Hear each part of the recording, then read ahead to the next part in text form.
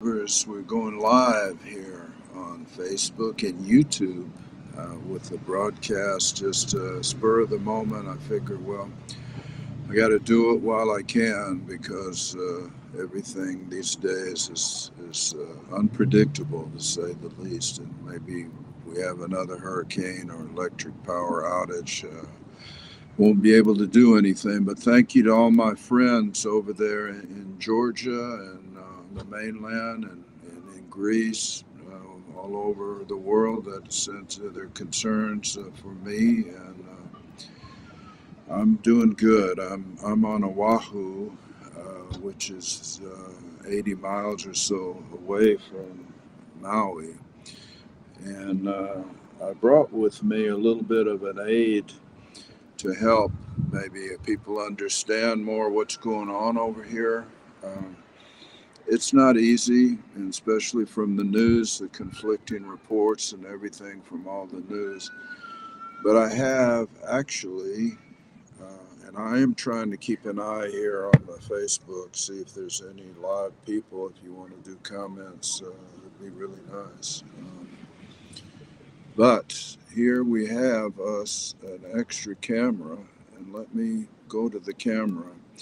And here is the picture. This is a map of the island of Maui. Okay, and it's called Maui, not Maui, or no fancy, stuff. Okay, that's just plain old Maui. It's named after the demigod called Maui, and you can see it's a kind of two parts to it. It's a big major part here, which is the mountain Haleakala. It's 10,000 feet high, and then you have this main part here, which is upcountry Kula, going up the side of Haleakala. Now, this is where Oprah lives in this area. Don't want to out her, but she's up there, up country. Uh, this is Makawao up here, which is a wonderful little area. It's in the foothills of Haleakala. And I had a pilot friend used to live up there, and he had the best coffee tree I ever found in my life. He had gotten a coffee plant from Kona, and he had planted it, and boy, that was good coffee. So here's the main town, Kahului. Where's my pointer pin? Here is Kahului, okay, Kahului, Maui, and then you go up here along the north. The airport for landing is right here in Kahului, and I've been in there hundreds of times, flying DC-9s, DC-10s, L-10-11s, Boeing 767. I was a pilot, many of you might know, for many years here, almost 40 years. But here's the north shore of Maui. Here's where Jaws, the big surfing place, somewhere up in here. And here is Paia, little hippie town, which Willie Nelson and Woody Harrelson and all the beautiful people live up in there. Makawao, and then you go up here to Kula, and here's Haleakala, 10,000 feet, 10,023 feet, the top of Haleakala, which means House of the Sun, which has actually got a lot to do with Maui, and I'm going to talk about that in a minute. But if you go along the north shore, here's Wailua, Nahiku, Hana Maui. This is beautiful, unspoiled, very remote, 37 bridges to Hana Town to drive here. It's a killer. I did it years ago with my pregnant wife, and I don't recommend that. But Hana is where George Harrison used to live, the Beatle. And if you go further down, you're going to come around here to Kipahulu, and down here somewhere, they don't like to talk about it, is where Charles Lindbergh, the famous pilot aviator, is buried. Hawaiian style, near a little church. That's where he lived, passed away back there. I actually think I had Charles Lindbergh on my airplane one time, flying inter island.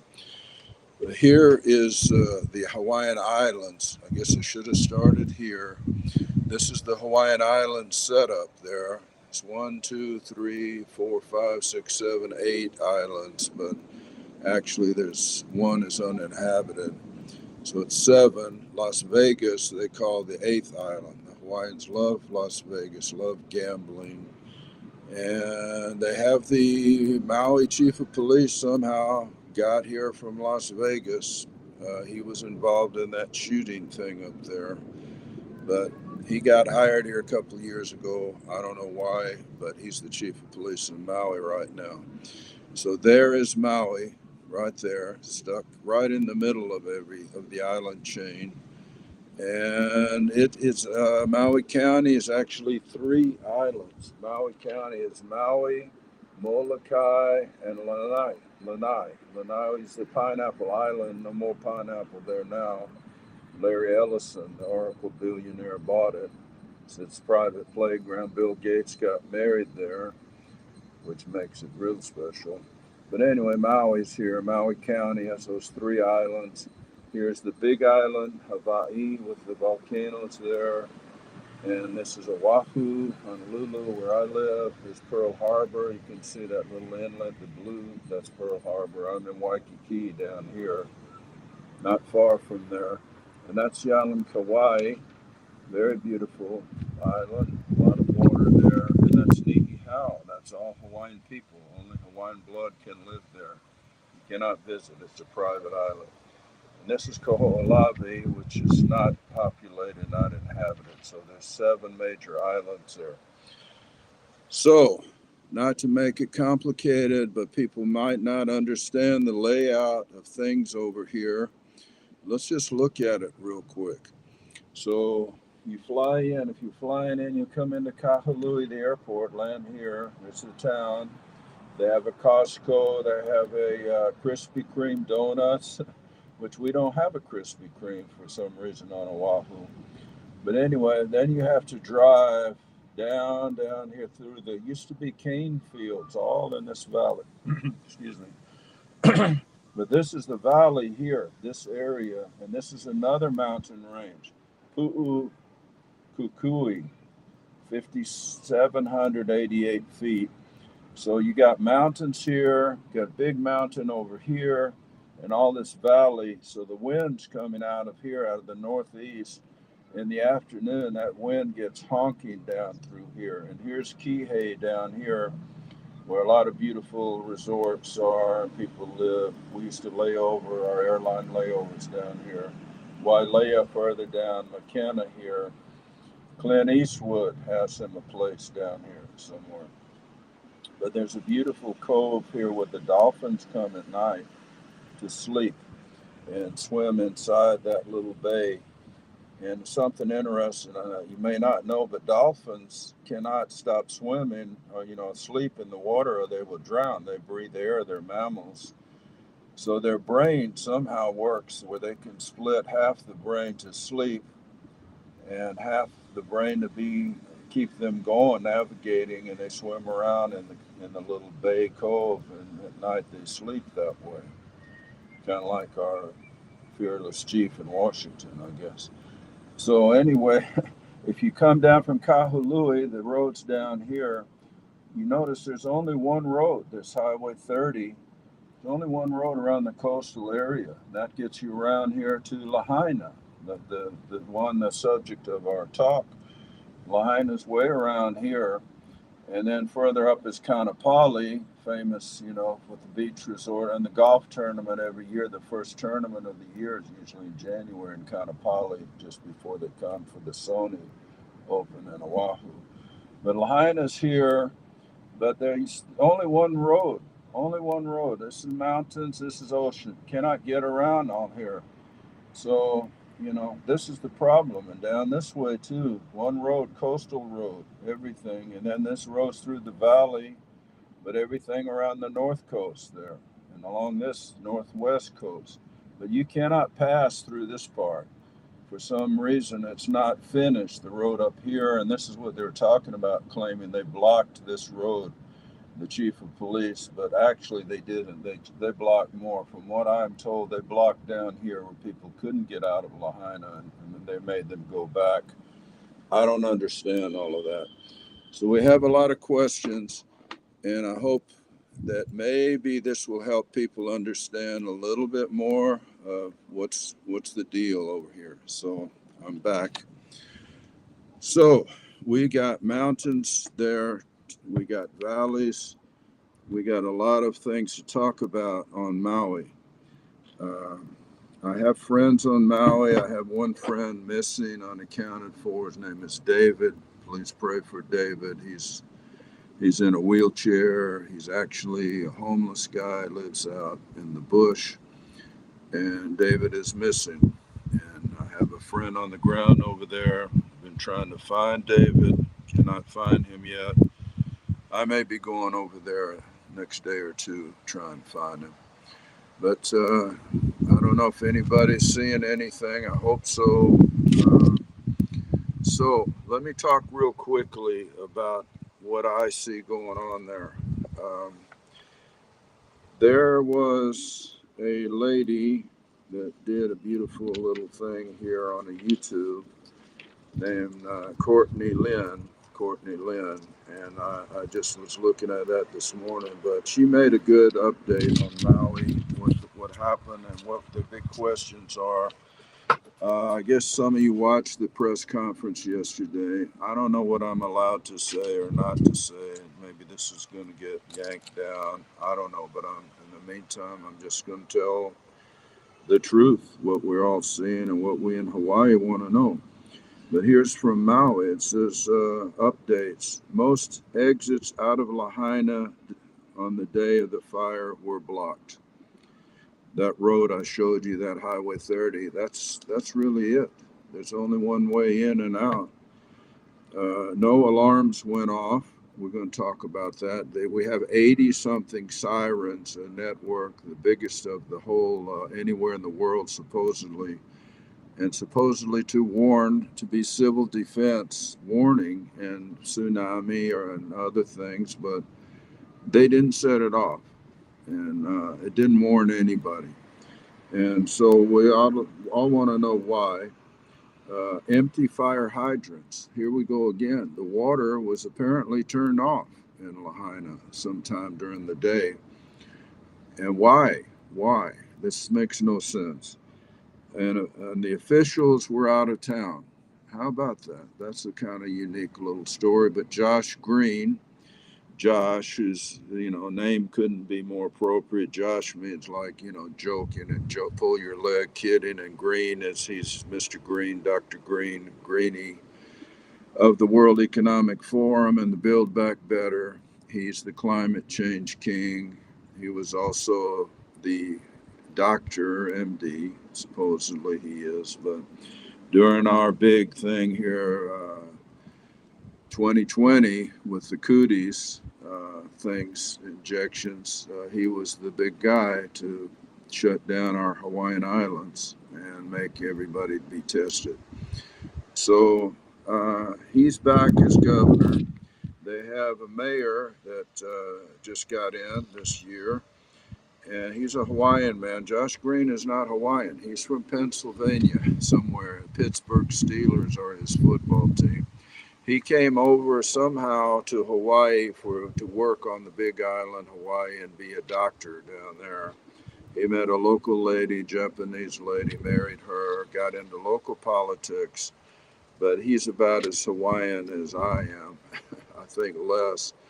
But he's the governor, and now they've declared state of emergency, so he has, I guess, power to do whatever he wants. But he was out of town. He was off island. He was on, quote, family vacation or whatever when this happened. The lieutenant governor was in charge, a lady. And now we just found out through the press conference last night, the emergency management guy, forgot his name, but he admitted he was not on the island. He was in Oahu when this all happened. So apparently they didn't leave any second in command or anybody to know how to turn on the fire alarms. And it's a strange thing. But they were all out of town. Don't blame them. They weren't here. And no military. Okay, no military around to help out. The closest base 100 miles away over here on Oahu, over on the other side here in Pearl Harbor. And they're now building a 12 foot high, fence around the impact zone. They call this now. Lahaina is now just an impact zone. It's mostly ash, burned cars, and burned boats. And so they're building a fence around it. Why? They say to keep the dust down. I don't know why they're worrying about the dust, but mostly to keep people from seeing what's going on in there. And that's very strange, but kind of reminds me of the elections night when they were blocking the windows to where the counting votes and stuff. I guess they're counting votes in there in Lahaina. Who knows what they're doing, but they don't want us to see. And they don't talk to the news people. So the chief of police ignored them, won't talk to them. Fire chief won't talk to them. He even bugged out of the press conference last night, the fire chief. So, they have a little riddle here in Hawaii. How many fire chief it take to change the light bulb on Maui? None, because there ain't no electricity on Maui. So anyway, sorry, that might be mean, but hey, if the shoe fits, put on the slipper, they say, wear the slipper. So they have insurance claims already being denied. They're trying to say now because they call it a wildfire, which is really not fair to call it a wildfire because they don't actually have proof where it started. There's a real question: who started it, how it started, is it man-made, is it an act of God? If it's an act of God, the insurance may not cover it. So this is what everybody is now at peril, but they are not they are denying already insurance claims for the people in Maui. The houses are about 1.2 million just for a tiny house. They're the average cost. And now the governor announced last night he will not permit people to sell their land. I don't know how he finally got himself in between that, but if you own land, you should be able to sell your land. That was, I think, the Fourth Amendment, property rights in the Constitution. Coast Guard blocking locals. Coast Guard won't let boats come in now. Locals were bringing boatloads of water, food, and stuff because the roads were blocked and they won't allow them to come in on the road. That's awfully strange. FEMA, bless their heart, they are, taking over the whole shebang, and they won't let food or water come in unless it's FEMA water, food, and products blessed by FEMA. So a lot of the things people are bringing, trying to help out, they reject, and now they won't let them come in. They tried bringing them in by plane, private planes, flying it in. They've tried boating it in to help, but apparently they don't want people to be helped right now unless it's FEMA help. So Maui current police chief was the same one under Vegas shooting in 2017 at the Jason Aldean concert. Well, I don't know why we got a chief of police in Maui that had to come from Las Vegas, who was involved in one of the biggest mass shooting things. He was the situation commander over there. He didn't do a very good job. He didn't do a very good job on this either. But he, at the press conference last night, said he had sworn an oath to uphold the Constitution of Nevada. And they had to remind him he's not in Nevada, he's in Hawaii. And excuse me, yeah, I forgot, he's in Hawaii. He said he's a guest here. He's only been here 2 years. So I guess, he don't want to rock the boat by doing something the police chief do. The police issue permission slips now, who can and who can't come in and out of Lahaina, the what they call impacted zone. So I saw that, and I saw that there's hundreds of people waiting in line to get a permission slip to be able to leave their Lahaina home go and get food, go and get medication, and come back. If they leave without the permission slip, they can't come back. Well, I don't know. I mean, again, we have constitutional protection for the right to travel freely within our state. That don't seem to be in effect anymore. So there's a lot of questions. There's a lot of questions. But the main one is the question, why no alarms? You know, there's also a report that the hurricane was blowing 80 miles an hour. Actually, I have a man on the ground over there I've been talking to every day, and he said it was more like 100 plus. But the fire started in the afternoon, like 1:30, and it was a small fire, and the fire department came and they put that out, supposedly put that out.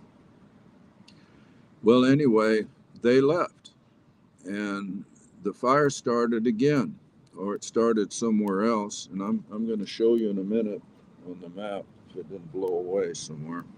But fire started in about 5 different places. It wasn't just one telephone pole they said fell over, but many different locations. But anyway, they put out a fire and they left. Well, the wind was blowing really strong, 80 miles an hour. Fire started again about 2 or 2:30 in the afternoon, August the 8th. And apparently the school in Lahaina Elementary School decided it was not safe for the children to be at the school, so they closed the school and sent them home. And the parents in Lahaina are working. Most everybody in Hawaii has to work. Husband, wife, grandma, grandpa, uncle, auntie, dog, and everybody trying to make a living to pay the ridiculous high cost of living. But Lahaina is really high cost. So most of the people were gone to work. They sent the children home from the school. So a lot of children were alone, apparently, from reports, were alone at home when this fire started raging through the neighborhood. And there was no siren, no warning, and apparently not even hardly any fire people or police showed up. But anyhow, a lot of children are missing. And there's over 1,000, I say 1,500 people missing, unaccounted for. So maybe this is part of why this fence has been put up around there that nobody can see or go back there. But in any case, there's a lot of things, a lot of questions need to be answered, probably never going to be answered. I think there is a definite demand and need for I guess, a congressional investigation. I guess if you can get an independent anywhere in Congress or D.C. What happened here before any of this FEMA money is going to be thrown loose here? Joe Biden is on his way here as I speak. He's coming Monday with the First Lady, and he's unleashing all the resources of the federal government. $700 per person to the Maui Lahaina people. $700. That's going to make you whole after you lost your $1 million house and everything you own. But, we need that money to send to Ukraine. We're sending the hundreds of billions over there, because that's where we need to stand for freedom. And, he's coming. Josh Green, the governor, is trying to look sad as he's announcing all the billions that the money's coming. But they want to rebuild the climate change, climate crisis capital of the world here on Maui. So I know it's not cool to say it, but he is Green is the shill for the World Economic Forum. He's the guy, the poster child. And he has promised already when he was inaugurated last January, he was going to make Hawaii the premier capital for sustainable energy and growth. They have this thing, if you want to look for something, to really waste a few hours of time, look at the hawaii.gov site under their resilient city plan. They have over 44 goals of all the sustainable change the world, zero carbon emission, 15-minute city, AI controlled, They have the master plan called Resilient City Plan for Honolulu. They are so proud that they're one of the 100 resilient cities selected. But if you look at that, it looks like a high school science project where a bunch of kids got high on Gatorade and vaping and sat around and pulled up every wild dream scheme they could think of. This is what the Resilient City Plan is. Lo and behold, now it's going to be the resilient island.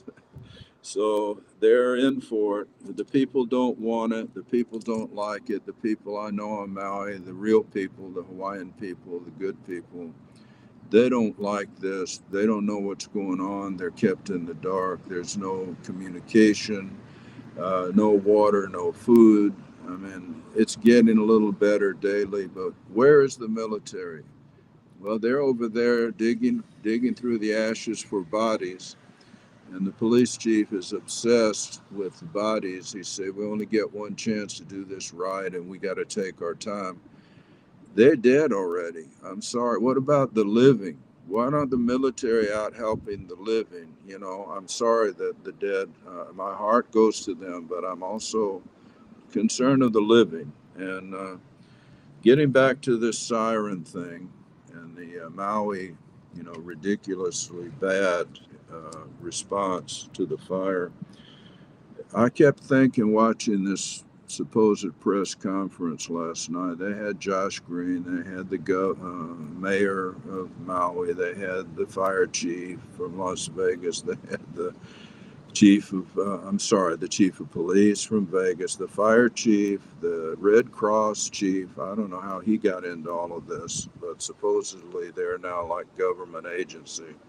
There was a lieutenant general, brigadier general from the National Guard, and a bunch of other guys in combat gear. I don't know, but they're all old, older than me, and they look tired. And Josh Green looks, ridiculously tired. I don't know. I guess they're trying to figure out how to spend the billions of dollars that are coming in on the plane on Monday. So anyway, I kept thinking, and since I'm a Christian, I'm a believer. I read the Bible. I believe the Bible. I kept thinking when I was watching this, where was the watchman? Where are the watchmen that are, their duty is to watch and protect the people?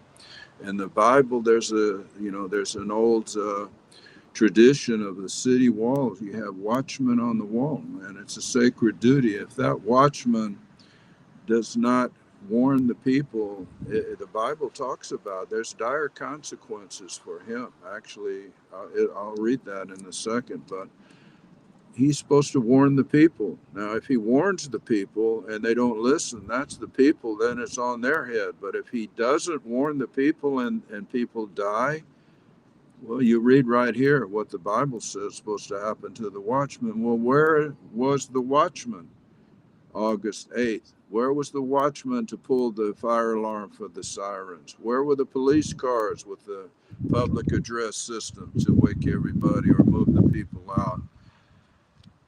This is wrong. So anyway, this was on my mind as I watched them making excuses for each other and covering up for each other, all these supposed government officials. But anyway, here it is in Ezekiel chapter 33, the Old Testament.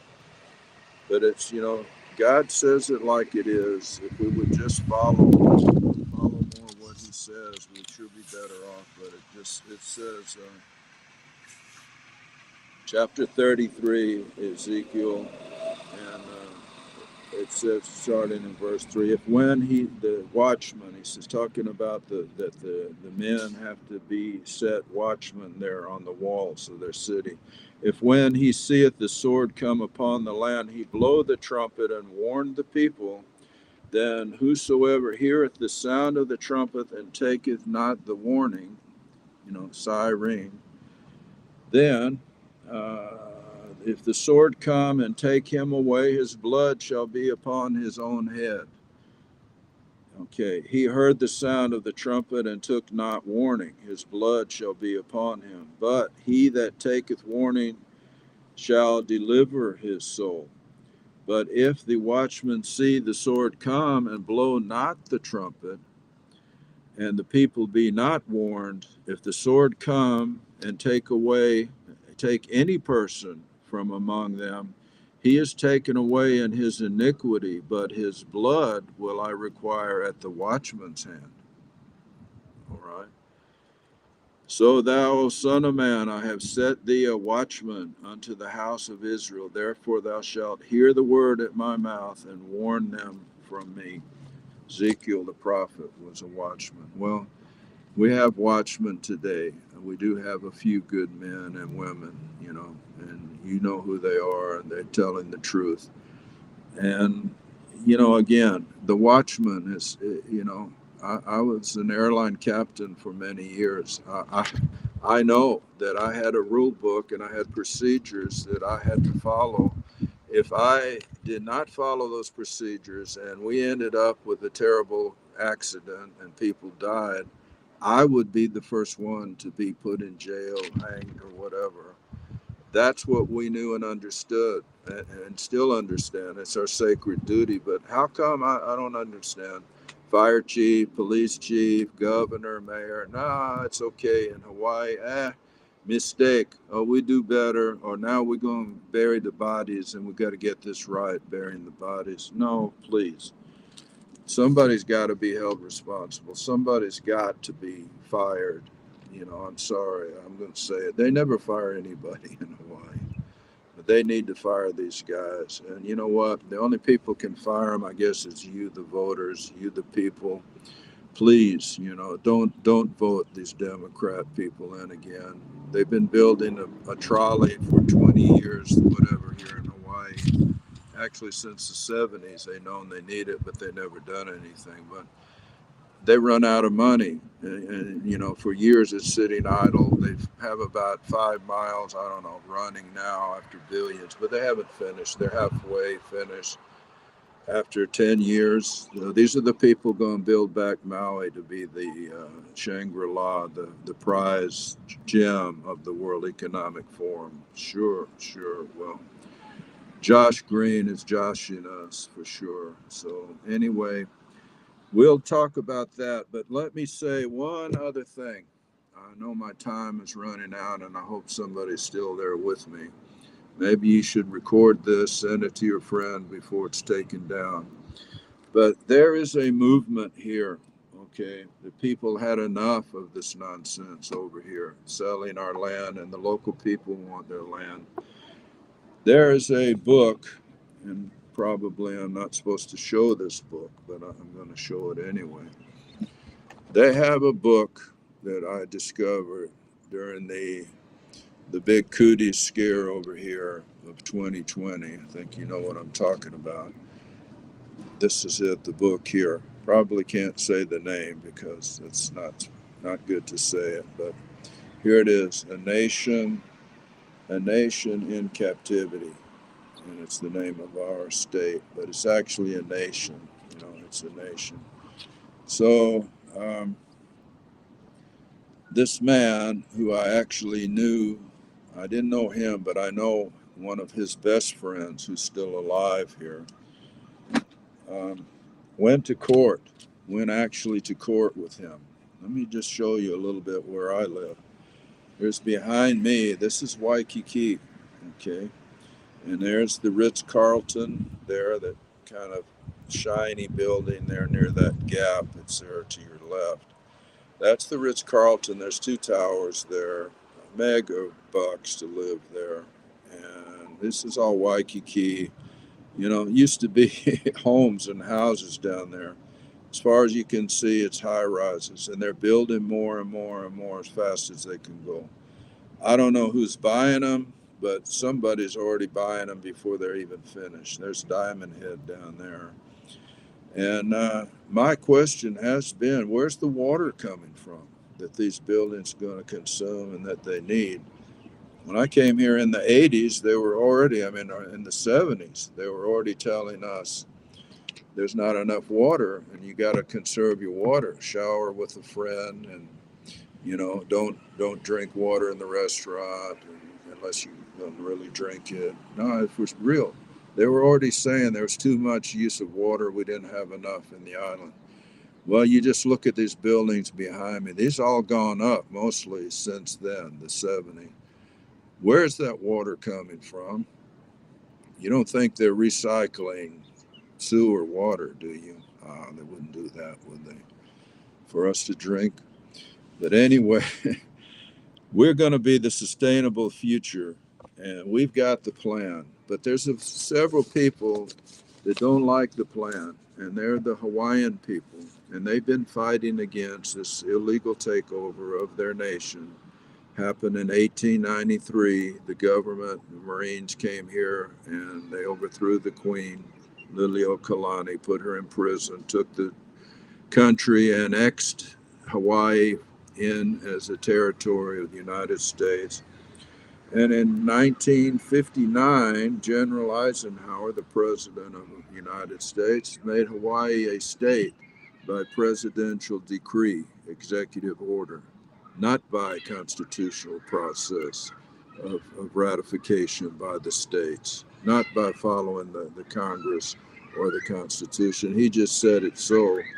And Alaska, he brought in too. Well, let me just tell you, the 50-star flag is the military flag. He put the extra stars on that because he was commander in chief as president. The true flag of the republic is 48 stars. If you want to really look that up, you'll have a hard time finding it. But the man who wrote that book, he went into court and he faced the judges many times because he said this is not the de jure legitimate government. And he pointed to the flag next to the judge and said, that's not the flag. And you know what the judge told him? I'm sorry, Mr. Ideas, I don't have a 48-star flag available. But Aaron refused to come into the judge's court to pass that bar. They call the bar that thing that swings down that Perry Mason used to walk through to come in to the judge's part of the courtroom. But see, this is all means something. It's admiralty law. It's military law inside that bar with a military flag, and the judge is using unconstitutional military laws, not the common law, not the laws of our Constitution or our land. People don't know this. They need to know this. So you as a person, not a citizen, don't claim that you're a citizen. No, you as a living man or woman are given God-given rights. God gives us the rights, not the government. And that's all in the Declaration of Independence. The Constitution is not where our rights come from. They only enumerate some of that. But that was to build a wall around the federal government, the Constitution. It limits them. Everything not spelled out to the federal government is reserved to the states, all those powers. Anyhow, we would love to talk more about that. I don't know how long I'm going to be able to do that or be on here, but real quickly, so people are mistaken. They think they're trying to restore the Hawaiian monarchy, and some people are trying to restore the monarchy, but most of the native blood Hawaiian people understand there is no monarchy anymore. There is no descendant of Kamehameha, the king. He's the man that, started all the kingdom. Well, he consolidated it. He was the king, and he was born in 1756, I think. There was a comet came by when he was born, and they said that was the sign of his destiny. But he fought and consolidated all the other islands under his kingship. That started the monarchy. Lahaina was one capital back then in the 1800s. The whaler ships came in and they docked in Lahaina. And that's how Lahaina became a very major hub for the Hawaiian kingdom. So there's a significance to all of this. There's also a spiritual significance. Maui, the sun god, the island of Maui is named after. He's the trickster. He's the trickster god, demigod. But he was over the reign of the sun and the air and the sky, which actually is the counterpart of Apollo, the sun god. And if you follow that in the book of Revelation, it talks about Apollyon commanding the locust forces from the pit of hell. In Revelation turned out 9:11. Revelation 9:11. Look that scripture up. So anyway, fire coming from the sky, fire from heaven. Apparently, people think there may have been directed energy weapons start these fires there in Maui. But Maui is very appropriate. But now in Hawaii, they don't have a legitimate king. There's a couple guys on Maui claim they are the king, or one man and his brother. But I know a Hawaiian man said he was the king. He died a few years ago, so I don't know who's the king. But the nation is what they want. They want back the Hawaiian nation, not the kingdom. They want to make a nation, but they want it different. It's not about the 8 islands here in Hawaii. It's about 528,000 square miles of Pacific Ocean territory that they want to lay claim to as the nation of Hawaii, and that they're Hawaiian national people. And there's a movement here to be a Hawaiian national, not to be a U.S. citizen, a Hawaiian national. Sounds good to me at this point. I don't want to be part of the evil empire anymore. I think many of you feel the same way. Texas feels the same way. I think, other states, Arizona's ready for that. Alaska's ready for that. Florida's definitely ready for that. You can be a state national, Florida national, Hawaii national. Anyway, they want a nationhood. They want the miles and miles of Pacific Ocean here given over to them and be recognized as a free and independent nation, which would include these islands. No more to be under the military domination here of the federal U.S. government that stole these lands. This is a strategic military point. That's really what this is all about. And it's a very powerful economic point with tourism. But we're in the middle of the Pacific Ocean. Was very strategic in World War II. But nowadays, with missiles and all these great laser space weapon, it don't matter where we are, and it doesn't matter. We don't need the Pacific Fleet here in Pearl Harbor. But let me just say, okay, the new nation would be called Papa Hanau Moku Owakea. Papa Hanau Moku Owakea. That would be the name of the new nation, which it breaks down to being something to do with the mother of God. We're talking small g, demigod. Papa Hanau means birthing, the geographic area, Moku Owakea. Owakea is also their divine, a name for their divinity. So they want their area back. And, this was going back 1,000 years, Tahitians coming here, and before that, other peoples came here to these islands. But Captain Cook came here in the 1770s with the British. He got killed by the Hawaiians, but the British kept coming, and the British exerted their influence over there, over Lanai. And if you look at the Hawaiian flag, it's very British looking. But all that ended in 1959. The military took over, and the President Eisenhower. So it's all about here. It's about they want a nation. They want their nation back, and I'm with them. I think they need their nation back. It's about the Aina. Aina is the land over here. They want their own land back. They want their country back, their culture back, and they should have it. So here we are. You know, here we are back here in Honolulu. And where they're building condos as fast as they can go. I guess the Chinese people from Taiwan, I imagine a lot of them are buying here because they are smart enough to realize Taiwan is in the crosshairs to be taken over, and apparently America is not going to do anything. But they are free China. Taiwan is what's left of free China. Communist China, Mao and the communists took over the mainland at the end of World War II.